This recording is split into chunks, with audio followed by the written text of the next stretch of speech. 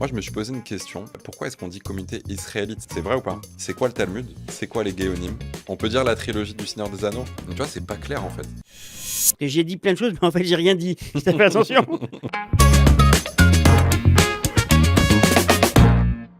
Alors, Bah, ça va? ça va? Oui, qu'est-ce qu'on fait là?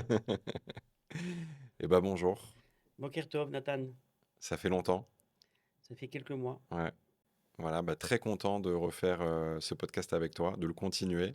Exactement. Je te disais avant de commencer à enregistrer que c'était pour nous une sorte de petite lucarne comme ça, un petit moment d'évasion en fait. Ouais. Hein, on se retrouve et on tchatche et on parle. Et voilà, c'est toujours sympathique en fait. Mhm. Alors, qu'est-ce qu'on fait aujourd'hui? Et bah aujourd'hui, ce que je te propose, c'est que on parle de toi.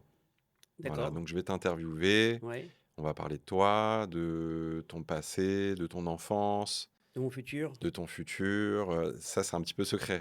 Ouais. Donc voilà, si tu veux, on peut aborder ces différents thèmes-là. Alors, c'est quoi les règles là qu'on se met ensemble? En quelle mesure tu vas me poser des questions intrusives, des questions Bah attends, personnelles, avant, privées? avant ça, je voulais te faire quand même une petite introduction. D'accord. C'est que, en fait, à la base, je voulais qu'on parle de tous les événements qui se sont déroulés ces 4 derniers mois, notamment cet été, en France et ailleurs. Donc tout ce qui est lié à l'antisémitisme. Et cette semaine, j'ai croisé quelqu'un dans la rue, donc elle m'a dit: «Ah, j'adore ce que vous faites», etc. Et je lui ai dit: «Est-ce que ça vous plairait qu'on aborde ce thème? Parce que justement, on va tourner là dans quelques jours». Elle m'a dit: «Surtout pas. Ne faites surtout pas ça. On veut surtout pas parler d'antisémitisme, on en a ras-le-bol. On veut autre chose. On veut autre chose», tu Ça vois? veut dire que notre moment d'évasion, en fait, c'est peut-être une volonté généralisée de pas mal de personnes de ne pas être viré, rivé sur l'actualité, quoi. Ouais, c'est possible. Un peu quand on voit un film, des fois, on voit un film, c'est pour s'évader, c'est pour sortir du quotidien, c'est pour rêver, c'est pour voilà quoi, échapper à quelque chose qui est trop lourd au quotidien. Ouais. Comme pour Peut-être. contrebalancer une émotion, Ouais, regarder une comédie dans un moment un petit peu difficile. d'accord. Et donc tu supposes que le comédien, ça doit être moi. Bah, D'accord. écoute, moi, je trouvais que c'était intéressant. Maintenant, les règles qu'on se fixe, bah, écoute, c'est très simple. Moi, je vais t'interviewer, je te pose des questions, tu réponds ce que tu veux. D'accord, très bien. OK? Allez. Mais l'idée, encore une fois, c'est que à la fin de ces 1 heure, on ait une idée de qui tu es, ce que tu as fait, tes influences, où tu as grandi, D'accord. ce qui t'a composé, en fait. En fait, tu m'invites à me livrer. Ouais, Et quand on se livre, il y a toujours en fait quelque chose de très intime. Et voilà, c'est ça. l'intime doit être bien géré. Il y a des choses qu'on a envie de dire et des choses qu'on ne dira jamais à personne. Et voilà, il faut donc savoir quoi donner en fait et quoi conserver comme étant notre jardin secret. Allez, moi je suis partant. On y va? On est parti. Allez, c'est parti. Alors, bah, déjà, on a envie de savoir où tu as grandi. C'est-à-dire que, évidemment, on sait que tu as habité en Israël pendant très longtemps, mais où est-ce que tu as grandi? D'où tu viens? Dans quel environnement tu as grandi? Alors je te réponds une réponse personnelle, une réponse idéologique. Non, non, personnel. Je suis né avec un grand-père qui s'appelle Abraham Avinu. Nous avons été exilés. Et moi, dans l'exil du peuple juif. Non, non, mets le rabbin 2000 de côté. Là, on s'adresse à Michel Ben Admon, la D'accord. personne. Alors, je suis né à Saint-Étienne. Je suis donc Stéphanois. un Stéphanois, exactement. Je suis né donc à Saint-Étienne et mon père était le rabbin de la ville. Donc, c'est pour ça Ok, qu'on habitait dans ce bled, en fait. C'est la raison très simple. Et, euh, et on a grandi là-bas, donc avec mes deux sœurs, une grande sœur et une petite sœur. Et on a grandi là-bas jusqu'à en fait que je passe ma bar mitzvah. Et ok. donc les 13 premières années de ma vie ont été en gros, Donc, t'es né là-bas, je hein, suis né là-bas. dans un environnement. Enfin, on imagine c'était dans. T'es pas obligé de dire l'année exacte, mais c'était Ouais. quelle période? C'était dans les années 70 C'est les années 70, ou les années les 60? années 72 exactement. Ok. Voilà. Mais attends, excuse-moi, mais Les à Verts. Saint-Étienne, il n'y avait pas d'école juive. Il n'y avait pas d'école, il y avait pas d'école Donc en juive de fait, façon t'as grandi. générale. Il n'y Ouais. avait pas encore d'école juive dans le monde juif francophone de façon Donc t'es allé à générale. la crèche publique, Donc je suis école élémentaire parti publique. exactement, exactement, Ok. l'école de la République, à l'école de l'Alma. Et donc avec une expérience en fait de vie qu'aujourd'hui très peu de juifs peuvent avoir en France. C'est-à-dire, je me rappelle, et j'aime bien le dire, que mes meilleurs amis, il y en a un qui s'appelait Rodriguez, portugais, et un autre qui s'appelait Ibrahim et Sandra et en fait, c'était quelque chose Il y aujourd'hui avait une on entente. aujourd'hui Aujourd'hui, c'est compliqué, aujourd'hui on mais célèbre la diversité et tout ça, mais en vérité, on la célèbre parce qu'elle est peut-être un peu moins présente sur le terrain. ouais. Alors il faut en parler. Plus on parle, moins c'est présent des fois. Mais voilà, donc c'était une enfance donc famille juive, pratiquante, Une grosse communautaire. communauté? Il y avait Alors combien de non, familles à mon peu père près? disait environ 1000 âmes. Je me rappelle de cette expression, environ 1000 âmes. C'est pour grossir les C'est chiffres? c'est des non, mais tu sais, c'est des expressions qu'on retient comme ça. Ouais. Sur le moment, on comprend pas qui c'est les âmes, tu vois? J'en ai jamais rencontré encore dans la synagogue, mais voilà, donc c'était une communauté séfarade ashkénaze, donc Pas de resto kasher? non, non, mon ami, Petite on est communauté? avant le développement du, judaïsme en France tel qu'on connaît aujourd'hui. OK. Il y avait rien, la ville, la plus grande proche, c'était Lyon. Donc Mmh. Lyon, il y avait, je sais pas moi, une boucherie cachère peut-être? Mais Et on a avant vu ça, l'évolution des choses. excuse-moi, mais avant ça, en fait, ton père, il était où? Où est-ce qu'ils étaient tes parents? D'où ils viennent? Mon père vient du Maroc et ma mère d'Algérie. Ils sont OK. arrivés assez tôt en France, très jeunes en fait, ils sont arrivés en France et ils ont Quelle année fait, à peu près? les années je me rappelle Ils ont pas, pas été mais expulsés, ils sont venus d'eux-mêmes? non, Avant ils sont l'expulsion? partis avec leur famille en tant qu'enfants. Ils sont D'accord. partis, en tant qu'enfants avec le départ des juifs des pays arabes. Donc OK. dans les années, Dans les années 50, 60, ouais. 60? Donc ils ont eu quelques années en France, de jeunesse. Voilà, OK. Donc père marocain, mère d'Algérie. voilà exactement. OK. Et vie de Stéphanois. Et puis de Et toi, tu as stéphanois. aimé cette vie-là? Tu as des bons souvenirs? C'est quoi tes souvenirs à part, Allez les Verts, allez les c'était la période tu des le Verts. football? Bah, on pouvait pas ne pas aimer le football à cette époque-là. Il y avait Platini, il y avait tous ces, grands joueurs-là. OK. C'était la culture locale. Vraiment, si Mmh. tu étais pas dans la culture du coup, on pouvait parler à l'école, à part de parler de l'équipe des Ouais. Verts qui était à l'époque quand même assez importante. Donc j'ai des souvenirs de cette période, des souvenirs d'enfant en fait, hein, il y a pas longtemps, je suis rentré sur, Google Earth et j'ai refait en fait le parcours, tous les matins de chez nous, on habite dans le bâtiment de la synagogue, jusqu'à l'école. Ah, tu as habité dans le bâtiment de la synagogue? C'est-à-dire, en fait, la synagogue était en OK. fait, au rez-de-chaussée et au sous-sol, et puis il y avait un immeuble au-dessus. Donc on OK. habitait, dans l'immeuble, et j'ai refait il y a pas longtemps vraiment ce parcours. Je voulais essayer de me remémorer, Mmh. tous les matins où je partais, et en fait, c'est fou comme quand on est enfant, on a un regard qui est vraiment biaisé, quoi. Ça veut dire que moi, j'avais en tête, une ville qui était agréable, qui était belle. Je vais rien dire sur les Stéphanois et sur Saint-Étienne, mais c'est pas ce que je pensais. Mmh. C'est pas comme ça que je Tu étais dans l'imaginais. la bulle d'enfant, en fait. Exactement. Ouais, tu connaissais pas le monde Voilà, extérieur, ouais. Et puis alors ce qui s'est passé, c'est que justement quand on est arrivé à un certain âge, donc à la fin en fait du primaire en fait, ben, nos parents ont décidé avec ma grande sœur et moi qu'il était temps de partir à l'école juive. OK. Et donc on est Toi, tu étais déjà au parti. collège, en fait, si tu avais 13 Non, ans? alors justement, moi j'étais à l'école primaire jusqu'à la fin du primaire. OK. Et donc ensuite au collège, donc on est parti à Lyon, à l'école juive de Lyon. D'accord. Donc vous avez Euh, déménagé? non, mes parents étaient toujours là-bas. Et nous, OK. on faisait des allers-retours, on partait à l'école juive. Tous les jours? C'était, une période, c'était pas simple. C'était combien de temps de trajet? Genre à peu près 50 minutes. En Des voiture, fois, on des t'amenait? fois, on restait dormir là-bas, des fois, on restait dormir là-bas chez des familles, des OK. rabbins de la ville qui, voilà, chez qui on pouvait dormir.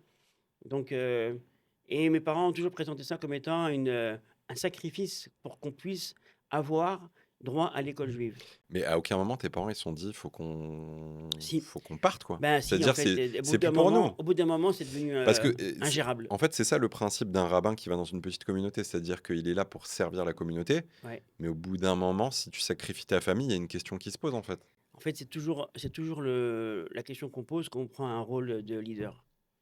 En quelle mesure on va se donner à la communauté et en quelle mesure on va se donner à la famille. Ouais. Et c'est vraiment un dilemme en fait. Ça quoi, ça me Euh, fait penser, j'ai lu un livre sur Ben Gurion il y a quelques temps, ouais, et en fait, sa vie familiale était catastrophique parce que il était jamais à la maison, sa femme, elle lui demandait d'être présent, de faire ne serait-ce que des vacances en week-end. ouais. C'était jamais, enfin, c'était très dur à lire. Le grand Moïse, mon cher Abéno, où sont ses enfants? Ouais, il y a une période où il les a laissés, il n'était pas avec C'est pas qu'il Tsipora, il les a n'était pas laissés, avec sa femme. c'est que selon la tradition, ou eux ou ses petits-enfants étaient prêtres idolâtres. Donc ça, c'est quand même assez fou. Parce que lui, il n'était pas présent. Bah, disons il a dû en fait consacrer son temps au peuple et moins à sa famille. Et en vérité, c'est un modèle qu'on constate Et quand on est conscient de ce modèle-là, il faut sans arrêt réfléchir en fait notre vie. Ouais. C'est-à-dire, c'est très bien de s'occuper de tout le monde et des autres et d'être voué à une cause. Dans quelle mesure tu laisses pas tomber ta famille? Ouais. Faut que ce soit dans une mesure temporaire, en C'est on a fait. on a on n'a pas de maîtrise des grands phénomènes. Mmh. Nos familles, nos enfants ont leur vie, ils se développent, mais disons qu'il y a besoin quand même d'une présence. Ouais. Il y a pas de solution miracle, en Il n'y fait. a pas de C'est l'un solution ou miracle. Mais l'autre. il faut réfléchir. Ouais. Il faut réfléchir, il faut voir les modèles qui existent, il faut être intelligent. Et toi, t'en as voulu à tes parents? De Bah, de faire passer la communauté avant toi ou de tu vois, de est-ce que tu as déjà eu, par exemple, je sais pas, des remarques, une période de rébellion à l'adolescence où tu as dit à tes parents, «J'en ai marre de cette ville, il y a pas de juifs, il y a pas de resto cachère, Non, je veux qu'on non. parte». Non, non, Pour vous, jamais. c'était comme ça? Et Il il y y avait avait pas je me d'alternative, rappelle même, on a vu émerger le premier resto cachère à Lyon. Il n'y avait pas avant. Mmh. La première épicerie cachère. Tu Donc Ouais. c'était vraiment il y avait rien, quoi. Il y avait des dinosaures à l'époque? C'était l'époque des dinosaures, exactement. C'est Donc en fou fait, quand c'était même. un autre monde, tu C'est comprends? fou, ouais. C'était un autre monde. Donc voilà, et donc après on est parti à l'école juive à Lyon, on est resté là-bas 2 ans et puis après en effet, rapidement mes parents ont décidé qu'il fallait partir donc plus loin. On est parti donc à Paris, région parisienne, Donc à 15 ans, à tu 13 ans, bar mitzvah. non, attends, à 11 ans, tu as commencé l'école juive de Lyon? Voilà, exactement. D'accord. Et donc 2 ans là-bas et puis ensuite donc on est parti, à Paris. Attends, comment ça s'est passé ta bar mitzvah? C'était où? Il y avait qui? Alors tu verras sur, Sur les archives de la France? non, tu verras sur, Bon, Instagram, allez, j'arrête il y a les blagues. une petite vidéo qui avait été faite par, un organisme qui s'appelle Prépa BM, qui aujourd'hui veulent lancer et Oui, en fait, il m'avait interviewé c'est par rapport à ça, c'est comment il s'appelle? Aaron Aaron Lamy? Lamy, J'adore ce et qu'il donc fait. il m'avait posé quelques Il questions est par rapport top. à ma bar mitzvah, donc Et là, hyperlink, tu iras voir là-bas. OK. Comme ça, tu fais une petite pub. Voilà. C'est cool. Mais alors, bah, dis-nous juste un petit mot. Est-ce que c'est un bon souvenir, mauvais souvenir? Comment on dit en hébreu? Stami. Ça veut dire que c'était un moment Ouais, évidemment qui avait été rêvé aussi par mes parents. Moi, je me préparais avec mon père à la bar mitzvah. Moi, j'ai l'impression qu'on est bar mitzvah, on est ballotté. On entre est quoi et ballotté quoi? entre la volonté des parents, entre le show qu'il faut et la prestation qu'il faut faire devant tout Il le y avait déjà monde. cette culture de show, Ouais, bien de sûr, un peu moins qu'aujourd'hui peut-être évidemment, ouais, mais le fait de devoir s'habiller également d'une certaine façon, je me rappelle que tu moi ton je c'est costume. pas un secret, mais je déteste les cravates Mmh. et donc je me rappelle qu'il fallait mettre la cravate, qu'il fallait être, et puis, tu sais, c'est quoi un bar mitzvah? C'est un gosse de 13 ans qui a un peu de moustache et qui est pas beau, Ouais, qui a qui a les la yeux un petit voix un peu. petit peu qui fluctue, Voilà, tu vois, le corps, il est pas encore ce qu'il doit être. Donc, c'est un mal-être en vérité. En Ouais. vérité, c'est un sale âge. C'est l'adolescence. C'est un âge passable, en fait, tu vois. Ouais, c'est sûr. Et quand tu regardes les photos de la bar mitzvah avec 10-15 ans de recul, tu te dis, mon Dieu, mais qu'est-ce que j'étais moche. Mon Ouais. Dieu, mais qu'est-ce que je fais Mais pas. on est tous comme ça à cet âge-là, donc ça va, quoi. Voilà.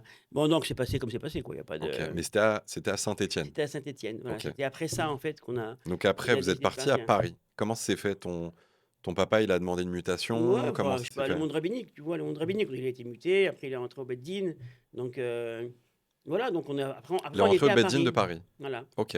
Après on était donc sur Paris, donc on est parti à l'école juive à Paris, Où vous étiez? et Où est-ce que puis vous habitiez à Paris? on a déménagé, on va pas rentrer dans tous les détails, mais à plusieurs endroits, à plusieurs communautés, OK. et puis voilà, et puis après, bon, moi j'ai commencé à partir dans les écoles juives, différentes écoles juives, à Créteil, et puis après, j'ai pas souvenir d'avoir été un enfant spécialement calme, en fait, pour tout te dire. OK. Parce que j'étais dans pas mal d'écoles et Bah une ouais, c'est après les bizarre d'être autres. changé, comme Ouais, ça. mais Tu étais enfin, viré?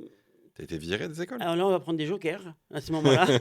Bah C'est ça là va, qu'on va c'est prendre des révolu, jokers. on peut dire Non, mais il y a des un petits ego qui trucs. reste quand même, tu comprends?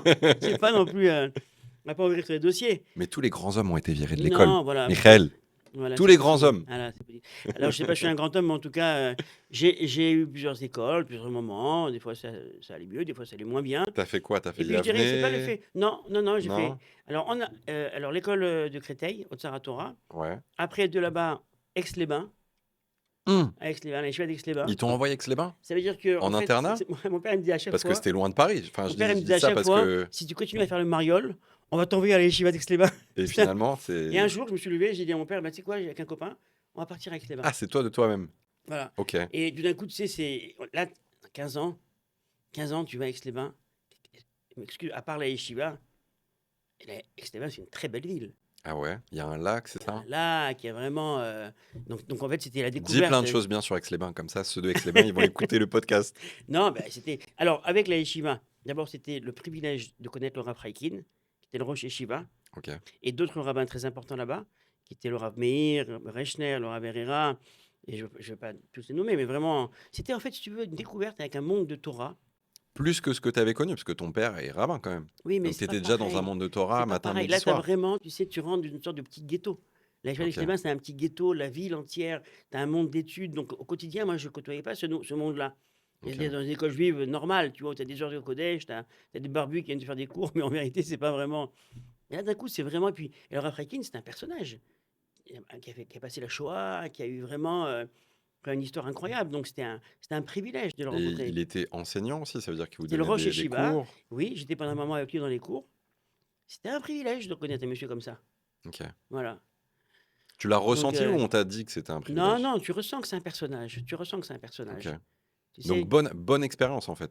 Bonne période de ta vie.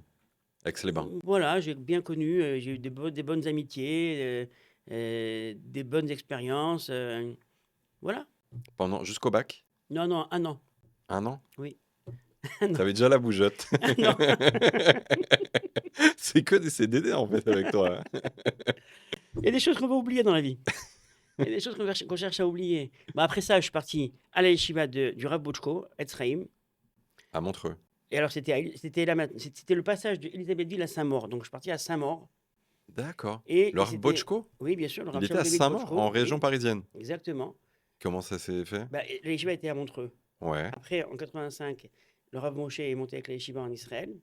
Le Rav Shaul David, son fils, est parti en France, a monté une yeshiva à Elisabethville, région parisienne. d'accord. Après quelques années, ils sont passés à Saint-Maur. Donc moi, je suis arrivé là-bas au moment donc, où il y avait. OK. Voilà. Est-ce que c'était le même état d'esprit entre Non, pas du Aix-les-Bains et tout, pas du Bochco? tout. Yeshiva d'Israël, c'était d'abord une yeshiva sioniste. OK. Et puis, encore une fois, une yeshiva du style israélien, donc c'était beaucoup moins, c'était plus permissif, dans le sens où c'était très sérieux au niveau de l'étude, mais en réalité, c'était pas du tout le monde ultra-orthodoxe. Donc, voilà, quoi, on pouvait sortir, on pouvait. C'est toi qui as Certains, choisi? certains m'avaient dit, j'étais reparti avec les mains après, pour une fête, pour Shavuot, et quelqu'un m'a dit: Ah, t'es parti là-bas, dans cette yeshiva où le cinéma est permis. Tu vois? Parce qu'avec Clément, on partait pas au cinéma. Donc c'était différent, c'est un OK. autre esprit, c'est une Ouais, autre c'est façon une autre d'éduquer. culture. Voilà, voilà. C'est quoi la plus grosse bêtise que tu fait en yeshiva? Non, je peux pas dire ça, c'est pas possible. Tu me diras après Non, même et je pas. le mettrai en commentaire. Donc tu es Non, resté non. avec Laura Bochco combien de temps? Et donc je suis resté avec Laura Bouchko pendant 2 ans. OK. Voilà. Et après, donc, je suis parti en Israël.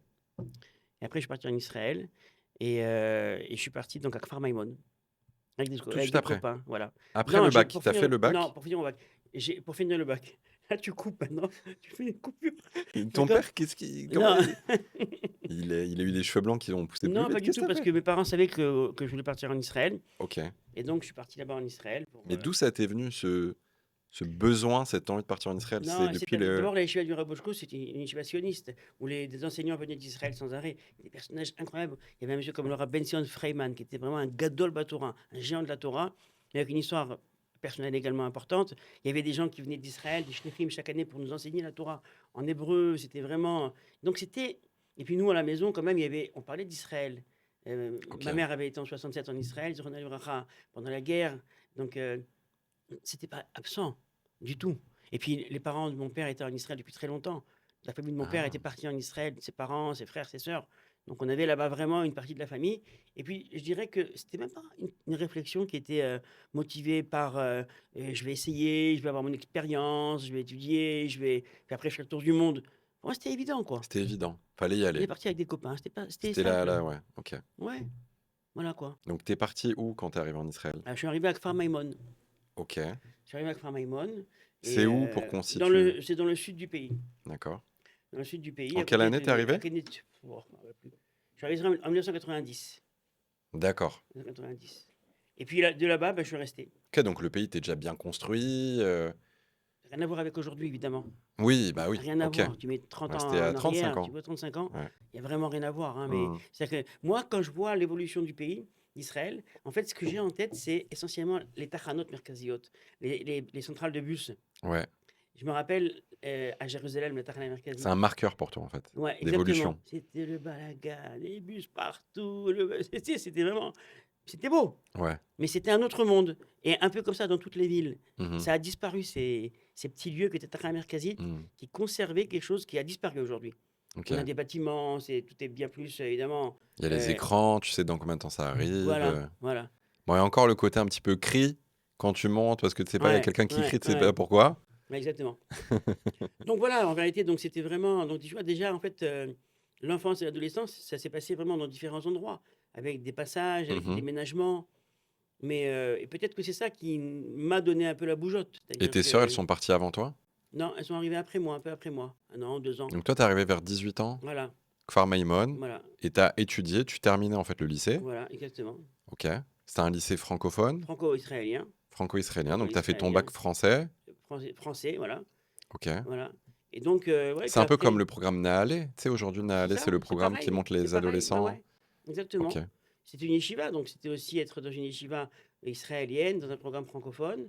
Est-ce qu'il y a un moment quand tu étais ado ou quand tu étais jeune adulte, tu t'es dit, en fait, je sais pas ce que je veux dans ma vie, je change d'école tout le temps, je suis pas clair dans ma tête, tu vois? Un Non, petit peu des non, doutes qu'on peut ressentir quand on est j'ai ado? toujours adoré ça, de connaître différentes personnes, d'avoir différents lieux. Maintenant, je verbalise et je regarde ça un petit peu avec un regard voilà, d'adulte, quoi. Mmh. Mais non, moi, j'ai jamais été perturbé, tiraillé par le fait d'avoir été 1 an là, 2 ans là-bas, 1 an Personne t'a là-bas. jamais fait la remarque, Je crois que vous soit bougez vous trop, êtes un petit peu perturbé, monsieur. Non, pas du ouais, tout. Même s'ils l'ont dit, je crois que ça m'a rentré d'une oreille, ça sortait de l'autre. ouais, Parce que c'était vraiment des belles années, hein. En ouais. vérité, j'ai vraiment un souvenir de très belles années, des belles amitiés, des belles expériences. Quand on est ado, on s'éclate. Quand on est ado, ouais, bien Quand sûr. on est ado, on s'éclate. C'est Paris, Mmh. voilà, c'est la fête, c'est les sorties, C'est les boîtes de nuit. c'est la fête, quoi. Tu vois? C'est la On fête, va quoi. couper, on va couper. Non, c'est vraiment, voilà, quoi. Mais voilà, mon ami. OK, alors vas-y. Maintenant, on parle de ton alia. Donc, tu es arrivé en Voilà, Israël, Kfar Maïmon, tu finis ton bac. voilà. Qu'est-ce qui se passe Dans ma tête, moi, je voulais partir à la yeshiva. tout de suite après? Ouais, je Pas voulais partir. l'armée, J'ai des copains qui sont partis à l'armée. Moi, dans ma tête, je voulais partir à la yeshiva. Pour moi, d'accord. c'était évident que je partais étudier. C'était la continuité. Voilà. Et donc, on avait plusieurs yeshivot qui se présentaient devant moi. Il y avait à la fois, d'une part, le monde Haredi. Donc, avec mes parents, je me rappelle, on est parti à Bnei Brak, à la yeshiva de Ponovitch, puisque c'était le C'était Spinat la Adegel, c'est la référence. yeshiva, the yeshiva. Et Plus je que me Mir? rappelle, ouais, c'était. OK. Et donc, on est parti là-bas. Je me rappelle, on a rencontré le Rav Shach, Zichrono Livracha. Ça aussi, c'était un moment important. C'était un moment très important. En personne. Voilà, il dit bonjour, on n'a pas tapé la causette, comme on dit, mais il était là. Et puis après, on est parti voir le directeur de la yeshiva, je me souviens plus comment il s'appelait, pour voir. Et puis après, je lui dis à mon père, j'aimerais bien qu'on aille ensemble voir une autre yeshiva. OK. Et là, c'était donc Merkaz Arav, la yeshiva du Rav Ah Kook. ouais, aucun rapport. Donc, non, c'est aux antipodes, si tu veux. Ouais. Euh, Mais tu as voulu quand même voir Pognovitch et Merkazarav. Tu t'es pas dit: «Je choisis celle-là» et dans ma c'est tête, je tout? savais déjà où je voulais aller. Mais tu voulais être sûr de quelque chose? Ou c'était Je pour sais, rassurer ton ouais, père ou peut-être ça, je sais plus. Mais en tout cas, non, et puis il y avait quand même une attirance quand même pour le monde Haredi, le monde ultra-orthodoxe. J'avais quand même ouais. cette attirance. Pour moi, c'était le monde de la Torah que je connaissais essentiellement. Même si, en étant passé par Etzraïm, on avait découvert un autre monde de Torah, Mmh. authentique, sioniste religieux. Mais voilà, donc, en fait, tout compte fait, je suis parti étudier à Merkaz Arav, j'ai étudié là-bas. Donc Merkazarav, Voilà. décris un petit peu pour ceux qui connaissent pas. Merkaz Arav, c'est la yeshiva qui a été fondée par le Rav Kook, le premier grand rabbin de la terre d'Israël. Donc, yeshiva sioniste, religieuse, évidemment. À Jérusalem. À Jérusalem, à Kiryat Moshe, avec à l'époque 2 Raché Yeshiva, ça veut dire 2 leaders de la Yeshiva. L'un, c'était le Rav Abraham Shapira, qui était le grand rabbin d'Israël. Et puis, le deuxième, c'est le Rav Shaul Israeli, qui était donc un des grands dayanim, un des grands juges rabbiniques, une figure incontournable, Mmh. et du monde de la halacha, et du monde également de la pensée, du sionisme religieux, de l'écriture halachique sur les lois concernant la terre d'Israël. Un monsieur adorable, vraiment un grand OK. monsieur, voilà, qui n'est pas du tout connu en fait. Mmh. en tout cas dans le public francophone. Du tout, mais enfin, ça veut rien dire. Mais voilà, donc un monsieur très important. On était dans le quartier où il y avait le Rav Mordechai Eliyahu qui habitait.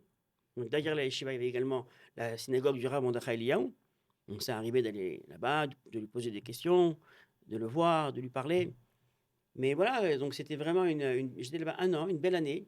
Que un an. Oui, parce que voilà. Parce que dans le quartier, Encore viré. non, non, mais un jour, une fois, j'ai fait une surprise à mes parents et j'ai pris un avion pour aller les voir. Ok. J'ai frappé à la porte et mon père m'a dit, ils t'ont renvoyé. Je fais non, pas du tout. C'était pour venir vous voir. Pas du tout. Et donc, non, non, c'est vraiment. Non, et en fait, T'as fait le tour, en fait. non, pas j'ai fait le tour, mais en fait, j'ai fait une rencontre dans le quartier qui a changé ma vie.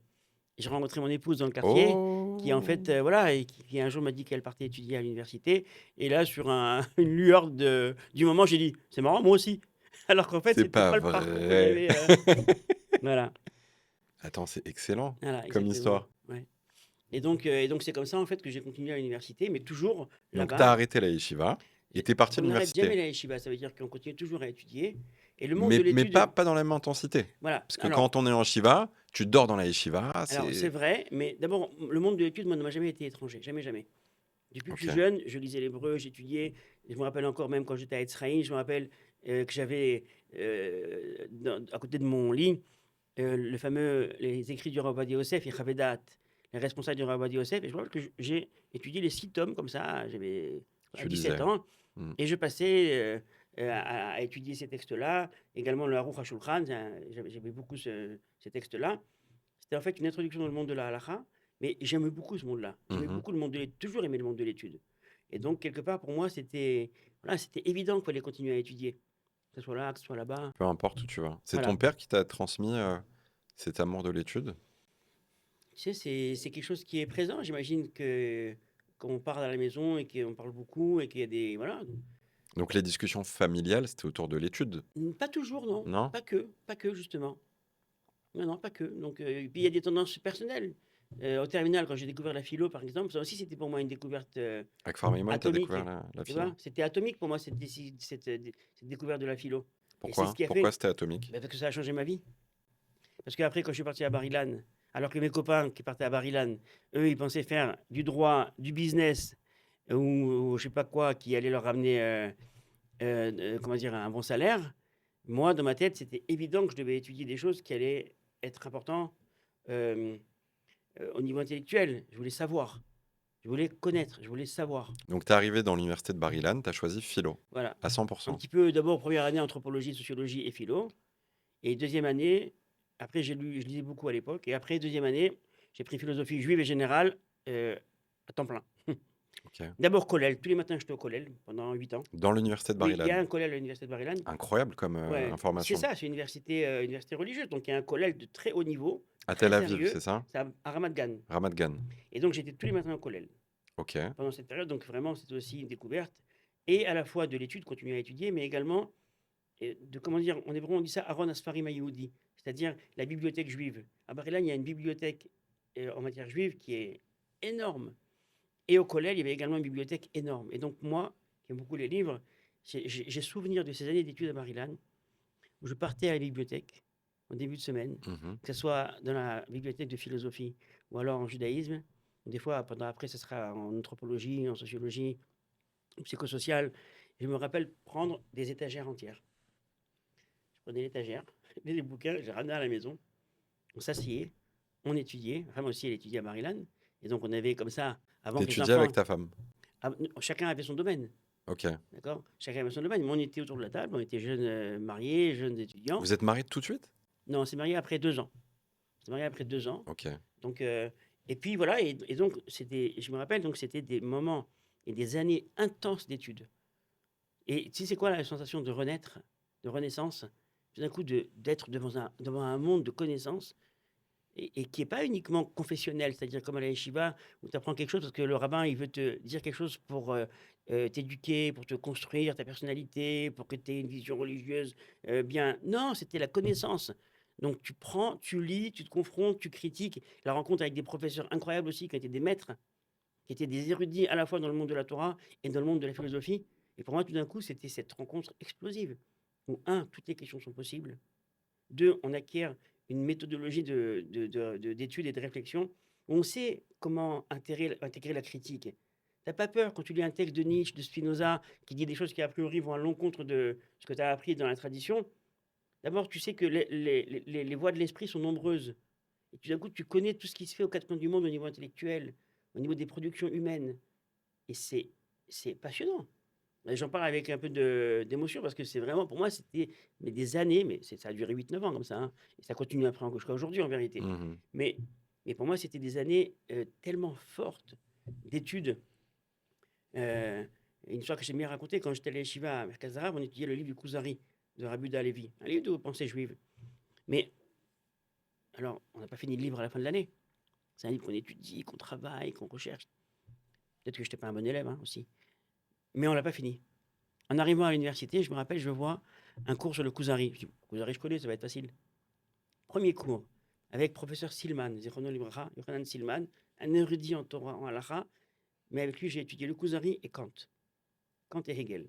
Donc vraiment le gars qui maîtrisait les différentes cultures. Il nous dit, pour la semaine prochaine, vous lisez le livre du Kuzari. Et moi, comme un malin, je lui fais, il y a 5 parties dans le livre du Kuzari. La première partie, il me regarde comme ça avec un air un petit peu, mais non, tout le livre. Mais comment c'est possible?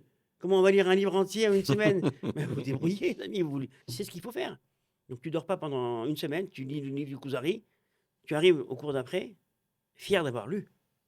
Et il te dit, on parle de ce qu'on a lu, après il dit maintenant, pour la semaine prochaine, vous allez lire le premier chapitre et le troisième. Et vous allez chercher les comparaisons ou les divergences. Bien, d'accord, deuxième fois. Donc tu n'avais jamais vécu en fait cette méthodologie-là en Non, yeshiva d'intensité ou... Ouais, encyclopédique.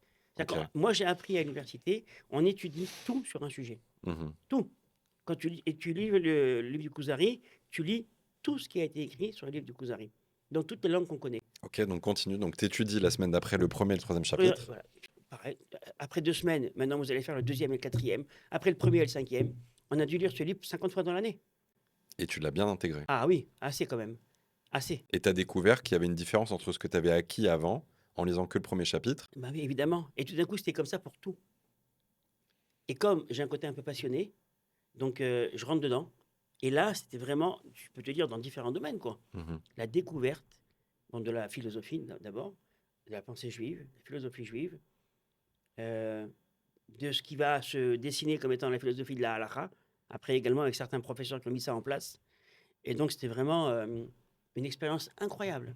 Il n'y a aucun moment où tu as eu un gros down et tu t'es dit, mais en fait, le monde de la philosophie, il est tellement plus au-dessus que le monde de la Torah. Je laisse tomber la Torah, je mets une chemise, un col blanc, je me laisse pousser les cheveux.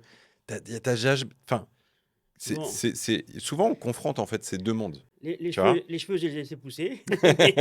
mais l'école blanche, je sais pas Mais si je voilà, l'avais. en fait, ça t'a pas, enfin, ça t'a révolutionné, mais Je vais te dire, Nathan, je crois que toute notre, tout le regard qu'on porte sur le monde et toute notre façon en fait d'appréhender le monde, la vie, la Torah, la famille, le couple, les enfants, en fait, tout surfe sur une personnalité. Quelqu'un qui est stressé, qui est psychorigide, toute sa vie sera psychorigide. Son étude sera psychorigide. Tu comprends? Moi, je suis pas stressé. D'accord? Je suis pas quelqu'un de stressé. C'est rare de me voir vraiment me ranger les ongles, quoi. Vraiment, c'est quoi ton secret? non, c'est pas. Je suis pas quelqu'un de stressé, naturellement, quoi. Mhm. C'est rare, tu vois, je prends pas les choses à cœur, rarement, tu vois. Et donc, en vérité, je crois que même quand je voyais des différences, des divergences, des contradictions sur le monde de la Torah et le monde de la philosophie, ok, d'accord, bah, il y a des questions, quoi, ça existe. Il y a des So what? contradictions, mais c'est pas une raison d'abandonner Voilà, voilà, un monde pour un autre. voilà. C'est-à-dire que, si tu veux, j'étais pas tiraillé.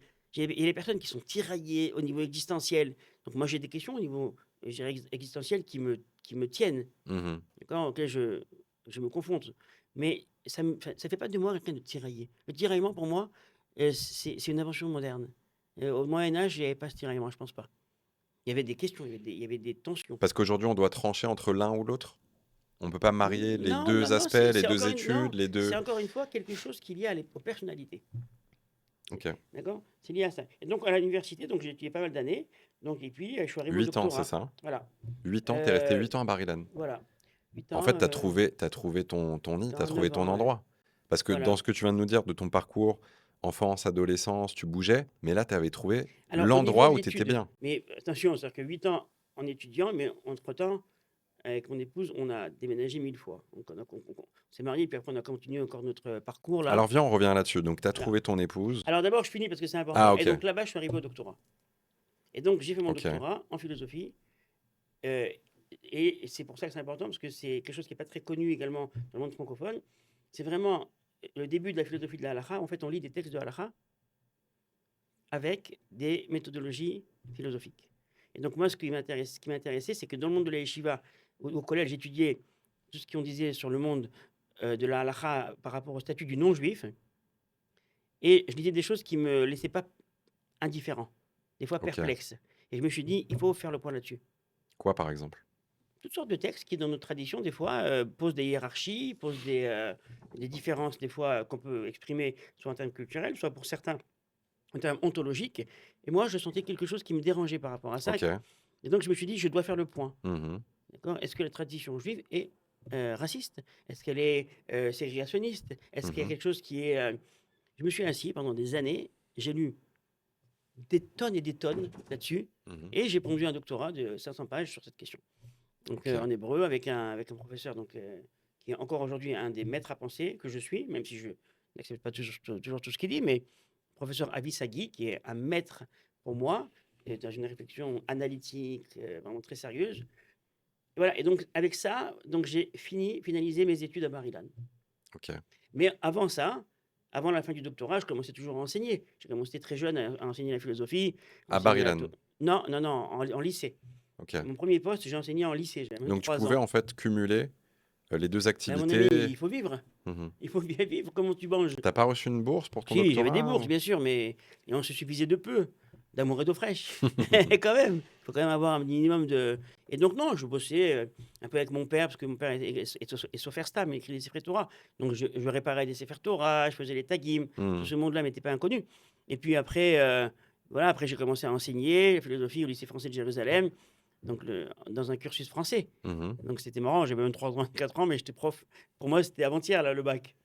Donc c'était vraiment... Voilà, j'ai même fait, et ça j'aime bien le dire, j'ai même fait de la métaphysique appliquée. C'est-à-dire? Eh ben, j'ai distribué de l'essence, j'étais pompiste. Tu vois? On était quelque part, on habitait à un endroit, et puis il fallait bosser. Il y avait Mmh. ils avaient ouvert une station d'essence, et on était deux, et puis voilà, Parce que tu avais des enfants en même temps, tu as eu des enfants. les enfants sont Comment arrivés, ça bah, s'est au passé? Hachem. Alors dis-nous, donc tu as rencontré ton épouse, Voilà. tu es parti à Bar-Ilan, elle était à Bar-Ilan, elle a étudié quoi? Éducation et littérature comparée. OK, donc vous étiez ensemble dans cet Voilà. univers, Ouais, mais en même temps, tu as construit ta famille. Alors parle-nous exactement. de ça. Où est-ce que vous habitiez? Voilà. Ben, on a habité, en fait, on a beaucoup déménagé environ tous les 2 ans. OK. Dès qu'on se sentait bien quelque part, on disait, allez hop, c'est le temps de partir. Et au début du mariage, vous étiez où? On a habité dans un petit Yishuv qui s'appelait Ateret. Donc un Yishuv où il y avait un programme pour les étudiants de Bar-Ilan, où on avait des maisons pas chères, on avait comment dire, des navettes qui nous amenaient matin et soir à l'université. Et on était une vingtaine de couples, en fait, de la même situation, des jeunes couples étudiants. Et donc, il y avait Marié? mariés, voilà, Et nouvellement vous avez eu des mariés. enfants très tôt? On a eu des enfants, on a eu notre petite fille après 2 ans, comme ça, et donc, qui maintenant a 30 ans. Hein, donc, Et comment c'était la vie, de parents, en même temps, d'étudiants, en même temps tu dois nourrir ta famille, tu travailles? ben, il faut Comment courir c'était? partout. Comment c'était au quotidien? Comment tu as vécu ta parentalité? Parle-nous de cette période. On peut dire tu as 6 enfants, 6 enfants, bah, au Hachem. Voilà, 3 garçons, 3 filles. voilà, exactement. Comment tu as vécu cette période? Écoute, c'est un moment en fait où moi je le vois avec mes yeux de père, avec une présence paternelle, et ma femme dira que j'étais très investi dans l'étude et qu'un peu moins présent. Mais en tout cas, quand arrive la famille, le premier enfant, deuxième enfant, troisième enfant, on voit d'un coup quelque chose se construire. On voit tout d'un coup une famille se mettre en place. C'est plus un couple. Et puis une grande fille, puis après 3 garçons, et après deux filles. Donc à chaque fois, la famille évolue. Mmh. Mais c'est peut-être les choses les plus fortes qu'on passe dans la vie. Évidemment, après avoir trouvé l'âme sœur, c'est avoir des enfants. Mmh. Parce qu'on Avoir des enfants, construit. en vérité, c'est une, comment dire, c'est un bouleversement en fait dans l'être.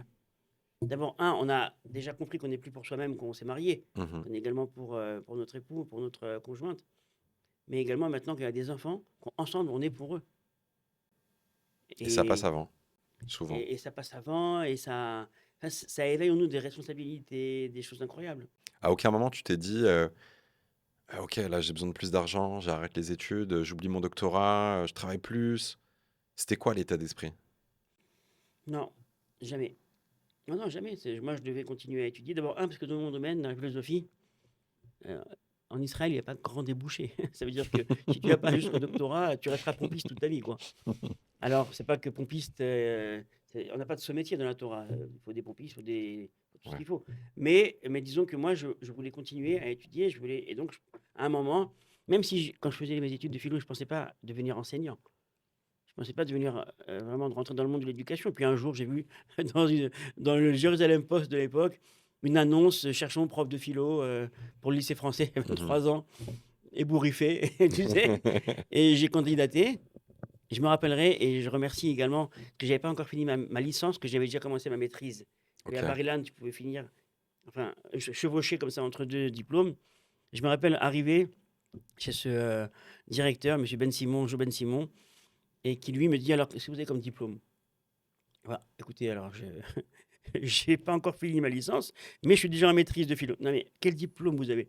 Alors, c'est un peu compliqué. Ok, vous avez de l'expérience. Oh, j'ai enseigné au Talmud Torah quand j'avais 10 ans. Monsieur, vous allez former des élèves pour le bac de français en philosophie. Est-ce que vous avez de l'expérience? Il dit, oh, donc c'est vraiment. Il m'a dit, écoutez, je ne sais pas ce que vous voulez, moi, mais je vais vous donner la classe de philo pour un essai. Vous allez faire un cours, et si ça marche, eh ben, vous prenez le poste. Ça marche pas, eh Mmh. ben, bye bye. Et ça a marché. Et je me rappelle encore, j'avais fait un cours sur autrui. On parlait beaucoup de ça à l'époque, hein, autrui. On aimait autrui à l'époque. Bref, et je me rappelle donc encore, j'ai même encore gardé ma fiche de prof. OK. J'ai encore ma fiche de prof de ce cours-là. Mmh. Et alors, et donc ça avait très bien marché. C'était une belle rencontre avec les élèves. Et c'est comme ça en fait que j'ai commencé à enseigner. Et ça t'a plu, en fait? Tu as eu la fibre? Ouais. En Cette fait, transmission, ça et en t'a fait, plu? et en fait, tout de suite j'ai adoré. Je me rappelle Ouais. les élèves qui venaient et qui disaient, oh la philo c'est aléatoire, tu peux dire tout et n'importe quoi.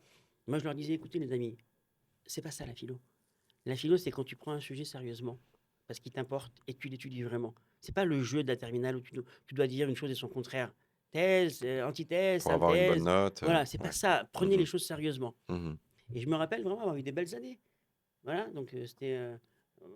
Et puis en parallèle, j'ai commencé après à enseigner un peu partout et en milieu universitaire, assez jeune en fait. J'avais un cours à l'Université hébraïque de Jérusalem, j'avais un cours dans le sud, dans une mikhlala. Après, enfin, bah, je me rappelle Tu plus as partout. continué là-dedans. Ouais, et en fait, c'est comme ça que je me suis trouvé, je me suis trouvé une vocation d'enseignant. Mmh. Et en fait, moi, j'adore l'enseignement. Si tu veux me poser la question, qu'est-ce que j'aime faire dans la vie? J'aime Qu'est-ce que tu aimes enseigner. faire dans la vie? J'aime enseigner. Comment tu me posais cette question? C'est incroyable. Donc voilà, c'est vraiment, tu vois, c'est par l'étude en fait que je suis arrivé à ça. Et puis c'est une très bonne méthode pour étudier, de transmettre. Parce Ça qu'il permet faut, de mieux eh oui, assimiler ce que tu parce étudies que tu aussi. lis quelque chose, C'est complémentaire, au final. et puis tu lis quelque chose. Mmh. Alors quand c'est des textes de philo ou des textes de Torah, il faut les traduire ces textes, parce que même pour moi, des fois c'est insensé, ça veut rien dire, ou alors Mmh. c'est écrit dans un langage qui n'est plus actuel. Mmh. Donc il faut traduire. Donc l'effort de traduction donne les concepts d'aujourd'hui. Ne serait-ce que pour moi, mes concepts à moi, pas pour donner un message universel à la planète entière. Ça demande un effort de traduction qui, pour moi, c'est ça l'étude. L'étude, c'est pas lire un texte et le traduire. Ça, on s'en fout. Le principal, c'est de faire cette traduction qui, en fait, devient, je dirais, à tes yeux, significative. Et c'est là que tu trouves le OK, vrai sens. OK. Et qu'est-ce qui s'est passé? Donc tu as eu ton doctorat en philosophie. Qu'est-ce qui s'est passé après? Est-ce que tu as pris En une fait, communauté? Parce qu'aujourd'hui, non, tu es rabbin, faut le ouais, rappeler quand même. en fait, je vais te dire, tu sais, ces périodes-là, c'est jamais que un doctorat en philo, que des études, c'est tout ensemble. Tu sais, c'est les années comme ça, quand tu as 22, 30 ans, 32 ans. En fait, tout bouge énormément. Mmh. Donc, c'est à la fois, comme j'ai dit, beaucoup d'enseignements, les enfants qui arrivaient, donc les questions parentales. Ma femme aussi a toujours travaillé. Donc, c'est vraiment, il fallait gérer une famille, c'est pas Mmh. simple. Et puis, à côté de ça, il y a aussi une rencontre qu'on a faite avec mon épouse et avec un monsieur incroyable qui était l'ancien grand rabbin d'Uruguay, le rabbin Birenboim, qui lui avait fini son mandat de grand rabbin en Uruguay et avait monté un institut de formation de rabbins OK. pour former des rabbins et puis ensuite les envoyer aux quatre coins du monde. Mmh. Et nous, on a vu un jour donc une annonce dans le journal sur ce truc-là et on est parti. Et on est tombé dedans. Dans son école de formation de rabbin. Institut Amiel, première année. On était donc première Donc c'est comme ça que tu session, as fait tes études de rabbin. et voilà. Ok, Alors, j'avais déjà fait à Bar-Ilan, j'avais commencé à étudier à Bar-Ilan déjà. ok. Moi, je suis un fou de halakha. J'adore la philo et tout ce qui bouge au niveau des sciences humaines, mais je suis aussi un fou de halakha. Mhm. Surtout tout ce qui est littérature de responsa. Donc, je connaissais pas mal déjà ce monde-là. Et en fait, quand tu étudies le rabbinat, ben, il faut connaître ces textes-là. C'est ça qui est essentiel. Mhm. Et donc, on a fait cette formation rabbinique avec le Rabbi Rendo, mais d'autres personnes également. Et là aussi, c'était une lueur qui s'est ouverte devant nous, puisque, puisque très rapidement, en fait, on a décidé de partir, ce qu'on appelle en shlichut. Mais ta femme était aussi dans le programme? Bien sûr. Ah, en fait, ils formaient des couples Bien de sûr, rabbins. mon ami. C'est un monde orthodoxe, authentique, mais qui quand même prend en considération le public féminin. On n'est D'accord. pas au Moyen Âge. C'était combien d'années? Ah non, c'était 1 an et demi. 1 an et demi, préparation pour devenir rabbin. Et vous êtes parti en C'est shlichut. pas tout le monde qui pouvait rentrer là-bas, il fallait déjà avoir Non, un fallait avoir. background. Voilà, oui, oui, bien sûr. Et en fait, il y avait en fait une préparation. Tu peux pas démarrer de zéro pour rentrer Non, là-bas. c'est impossible. C'est impossible. Si tu veux, c'est un finishing, c'est des finishing. Ouais, bien sûr. Mais c'était également une très belle année. Et puis la rencontre avec ce Rabbi Renbaum, qui est un monsieur incroyable. Quoi, Oui, il est très connu en Israël. Il a une émission aussi, Yehudi Olami. Voilà. C'est ça? Ouais, Il va exactement. rencontrer les juifs un petit peu partout dans le Voilà, monde. exactement. Puis il est très charismatique, grand, une belle barbe Voilà, et tout. exactement. Ouais. Un monsieur que j'aime beaucoup personnellement. Et donc voilà. Donc tu pars. Donc tu finis ton cursus de rabbin. Ta femme aussi. Ça veut dire Vous que partez. on est parti en Belgique, à Bruxelles. Tu veux nous faire 1 ton an. meilleur accent belge? Non, et on est resté là-bas 1 an. Expérience sympathique, mais pareil, quoi. Alors, soit tu dis on est instable, soit tu dis on est rapide. On est vite revenu en Israël. Ok. On a continué notre vie en Israël, on continue, voilà. Pas eu un problème avec l'institut qui vous a formé, de dire vous partez, Bon, je passe les détails. Ok. Mais le Rabbi Renbaum, avec sa constance et sa permanence, vient et dit, au fond, vous n'avez pas fait les années qu'il fallait faire. Aïe, aïe, aïe. Et donc, en fait, vous devez peut-être trouver un autre poste. Il n'écoute pas tout de suite. Donc voilà. Mais tu penses que c'était l'endroit ou que c'était pas fait pour vous, en fait, ce format de rabbin de communauté? Non, c'était pas le moment. C'était pas le On moment. était jeunes. Tu avais combien d'enfants? On avait 3 enfants. En bas On âge. était jeunes, tu vois. Et puis, quand on est jeune, on a un peu la grosse tête. Hein. Peut-être un manque d'Israël aussi. Non, mais c'est sur la grosse tête. Tu sais, je me rappelle, on arrive là-bas. Moi, c'était après avoir enseigné à l'université hébraïque. Ok.